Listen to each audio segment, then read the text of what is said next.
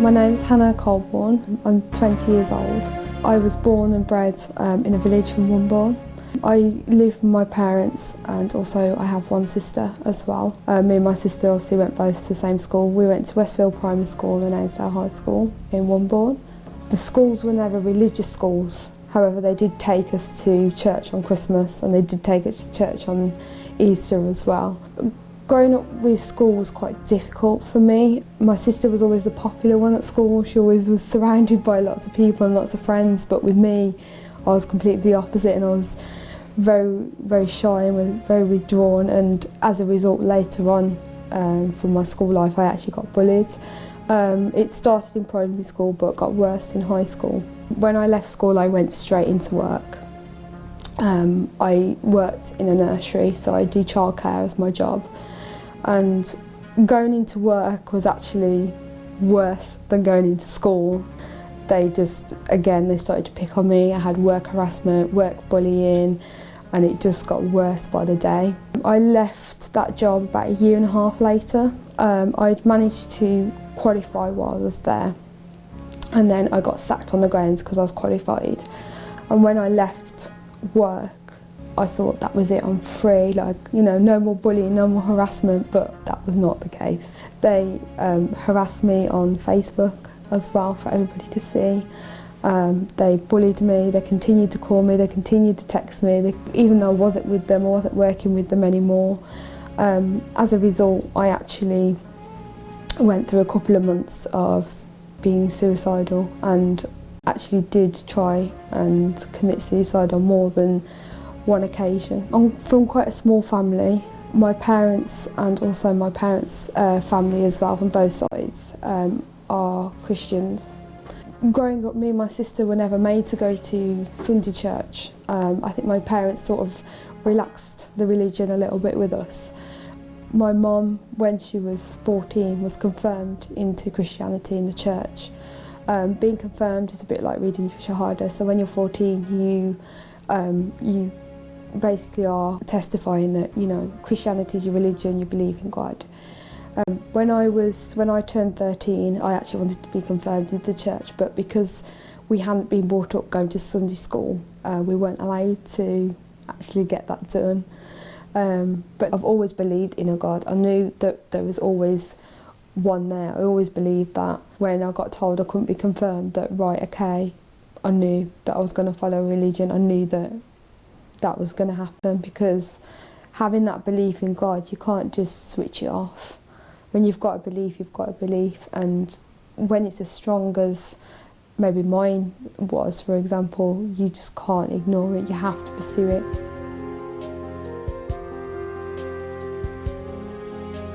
When I left school, I had no school friends because of being bullied, and then being at work because of being bullied, I had no friends. So I had nobody to fall back on, nobody at all. And being that young as well, I didn't want to open up to my parents, I didn't want to tell my parents. 6 months down the line, I kind of got to a point when I thought, I don't want to be here anymore. There's absolutely no point me being here anymore. But then I just woke up one morning and I thought, well, if I can't actually do it, if I can't actually commit suicide, then I might as well just get on with my life and try and get, through it as best as I can. So that's when I took the decision to, get myself back out there, go and find a job, go and find something to do. But even if it was voluntary work, it was just something to do, something to get me away from everybody. I couldn't find a job, so I actually ended up being a volunteer at Birmingham Children's Hospital. From there I was a specialised play therapist. Because I'd had my previous childcare qualification for my job, I was allowed to do it. I really enjoyed actually doing what I did. I mean, being a specialised play therapist, you have to be a strong person anyway, so it allowed me to kind of self-build myself back up, build my confidence back up and my self-esteem back up. Through working there, I actually had to look after a family who, at the time, I didn't know their cultural background, I didn't know that their religion was Islam, I didn't know that they were Muslims. I didn't want to ask, but also because of the confidentiality policy. Through looking after this family, I then found that out and I started to, really get quite close to them.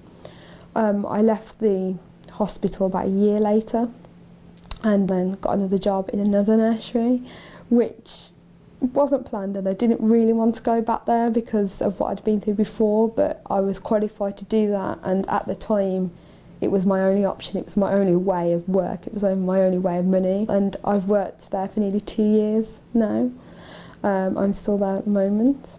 Through obviously staying in touch with this family and through being a bit more curious, I suppose is the right way to put it, and through pushing myself to ask questions, I very, very slowly started to find out, you know, why they did things and about Islam and about Muslims, and I think they certainly helped me a lot as well, because although I was only there to take care of the family, it was having that ability to think, right, I can get up in the morning, I've got somewhere to go, I've got somebody to see. Because when you go through bullying, when you go through suicide, you don't want to leave the house, you don't want to see anybody, and it's a real effort just to even step out your front door and think, okay, let's just pop to the shops and buy something. That in itself is incredibly hard. So having someone to go and see, having someone to look after, took me away from thinking about myself all the time. It took me away from my problems, and I was focusing on somebody else for a change, and that, I think that definitely, you know, was a massive, massive help for me.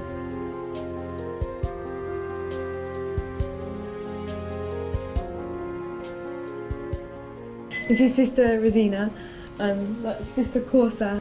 So we're at Corsa's house at the moment, and she's one of the sisters that I know from the mosque. I can't even sum it up how supportive they've been. They've just been really, really helpful towards me, and you know, helping me with classes and learning things as well. And they've been really supportive on a religious level as well as personal levels. It feels like a family. It feels like I've come into a family and they've accepted me, and so it feels just like my second home. It's really nice. Known her probably over a year now, where I've known her properly. It's been like a distance. I mean, we've known each other, but not like of each other kind of thing. It's been wonderful journey with Hannah. She's a lovely person. She's very helpful, very organised, and she has great ideas. She's just a well-oriented person altogether. She's an all-rounder.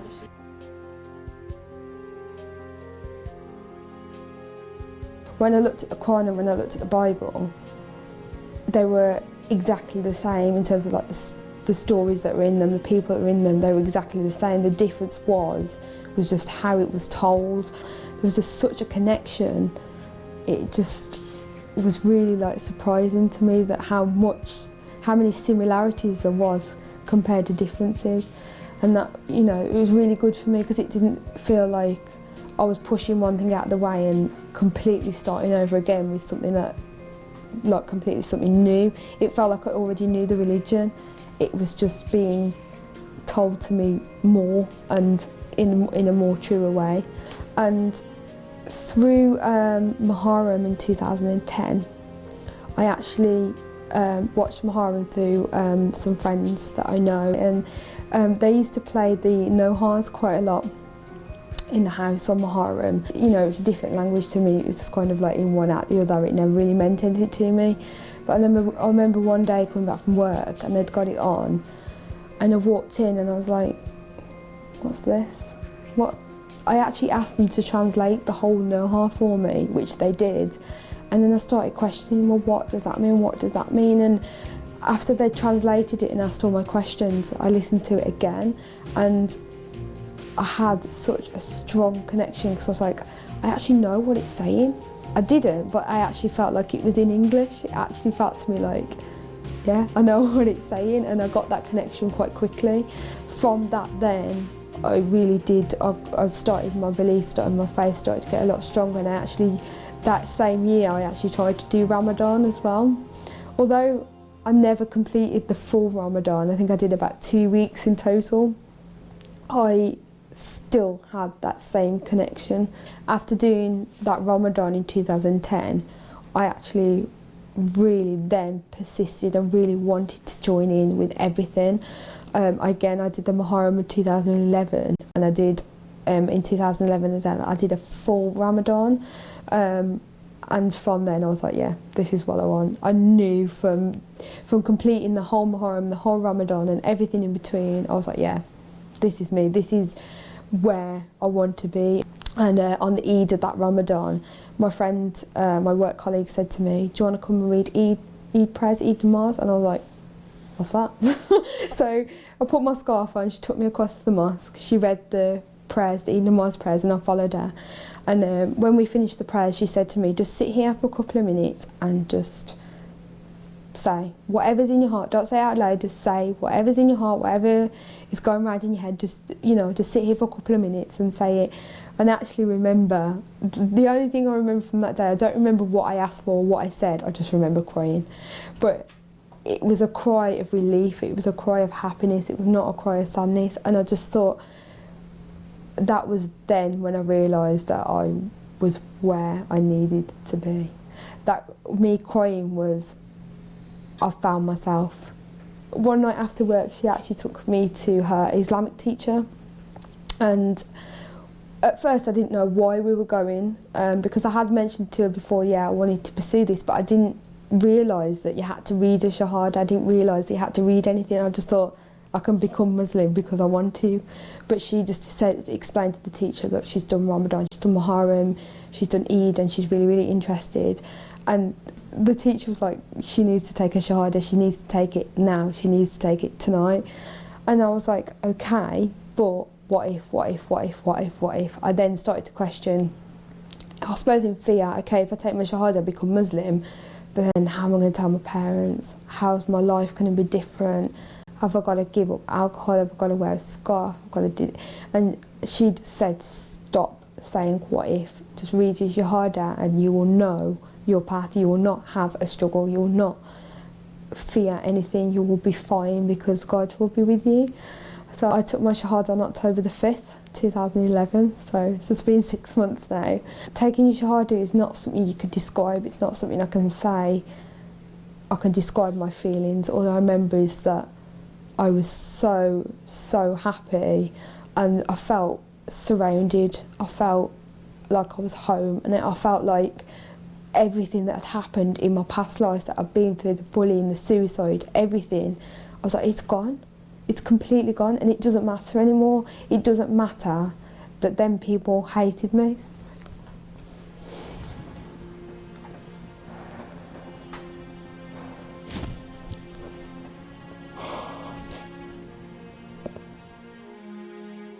At the moment, I'm just driving to my teacher's house where initially I took my shahada. So I'm just going to show you where that is as well, and hopefully she'll be in.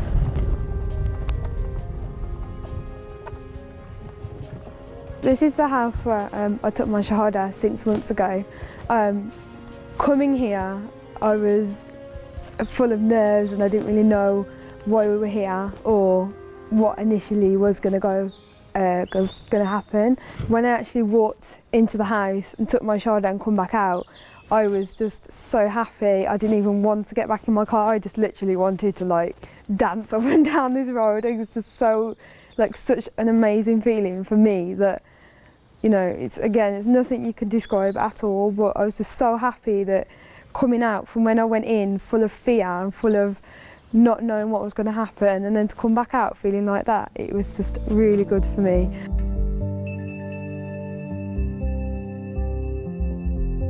Hana, I knew of before she came to visit me.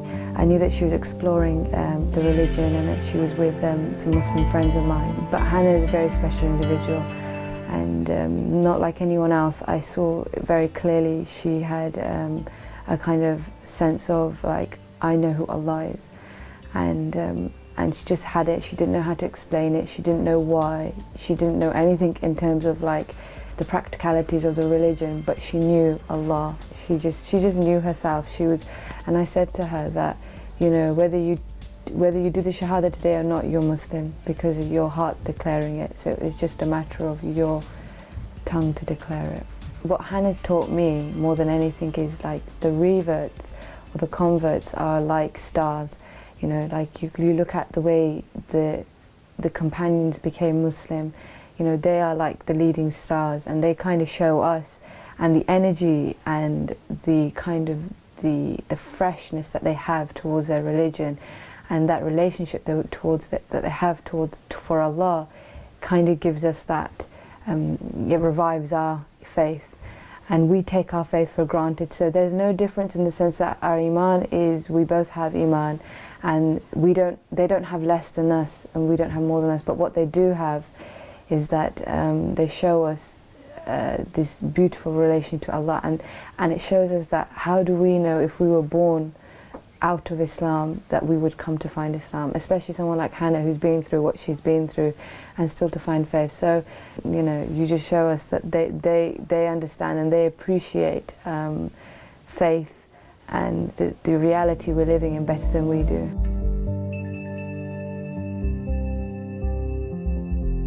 We're just on the way to the mosque now that I go to.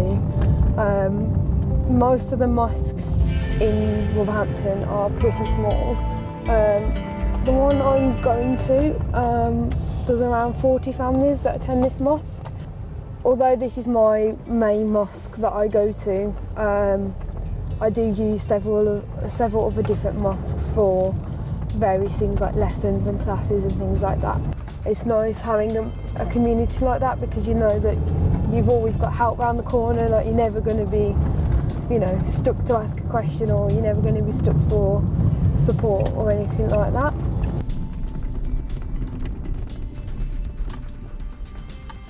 My name is Zulfikar Hussain Shah. I'm a trustee of this mosque, and I know Hana for 3 years back.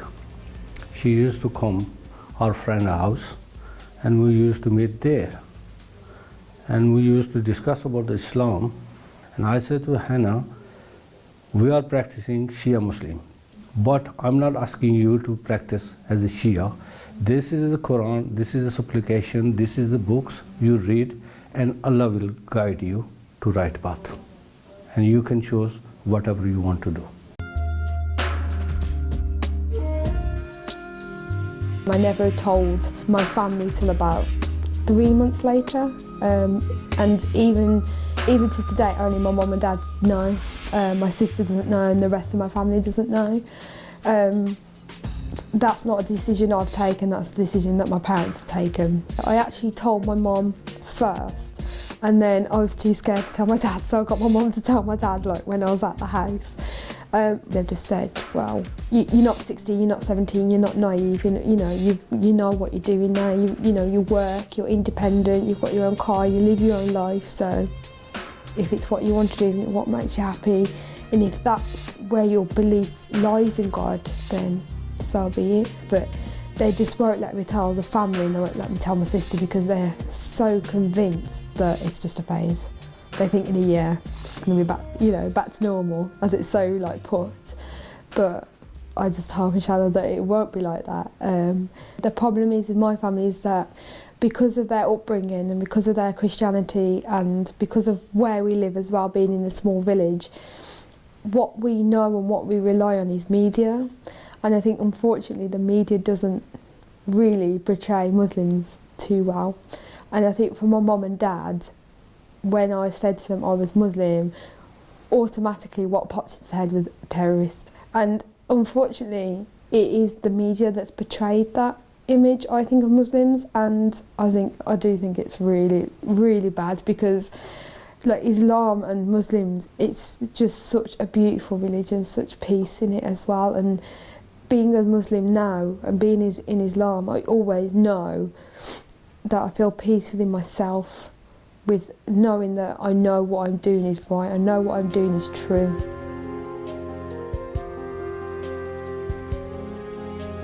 A lot of people do ask me that, because I say I'm only 20, and people are like, you're a bit young, aren't you? You've become Muslim already, you're a bit young. But to me, you can still enjoy your life, you can still enjoy yourself. Teenagers nowadays, when you look at the Western way, they see themselves as enjoying their life, going out, clubbing, drinking. that's how they see enjoying their life. And again, like I said before, it's to me, you can do so much more, and you can enjoy your life without intoxicating your body like that. You can do it without, having alcohol, without smoking, without, all this. You don't need that to have fun. You don't need that to live your life. Yeah, I've become Muslim. Yes, I'm 20. That doesn't mean I've stopped enjoying myself. I still enjoy my life. I still socialise, but it's done in a way where I know what I'm doing, and I have so much more belief in myself and so much more confidence in myself now, because I now feel like I've got a path to follow, I've got a path to take, I've got a journey to take, but it feels stable and it feels like I'm in a guidance, I'm always walking with somebody. I'm not walking alone anymore, and that's the difference. That's the biggest difference for me. And now that I've become Muslim, I just feel like I have power in myself, power in the fact that my prayers are answered, my questions are answered, that there's somebody with me all the time. And that doesn't mean like a physical human being. It could be Allah, it could be my angels, it could be anybody, it could be one of my imams. I don't know who it is, but knowing that somebody is walking with me every step I take is just such a guidance for me at this age. And I know now that whatever I may have done in the past since becoming Muslim, or whatever I may do now in the future, it's going to be the right thing, and it's going to benefit me for how I need to be benefited.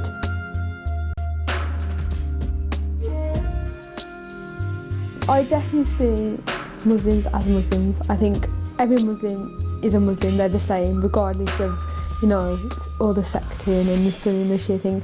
I actually know Muslims from every single sect that you can possibly think of. Sunni, Shia, Wahhabis, I know everybody. Again, that is through having my first sisters and then having them to give me contacts, and then having them, you do pick up a lot of people along the way. I just think at the end of the day, if I know myself, if I know what I believe in, then that's it. That's all you need to know. You've got to be very strong. I think you need to be a strong person. But with the secting, I think it's just, at the end of the day, it's just a name, it's just a word. It doesn't mean anything. Muslims are Muslims on a whole at the end of the day. So with Christianity, we've got Catholics, we've got Protestants, we've got Church of England. I would never say one of them's wrong, one of them's right. I wouldn't. At the end of the day, you believe in a God, all you're doing is just following your path to Him. That's all you're doing. You're not, there's no right and wrong path to God. You believe in God, you're following your path to Him, end of.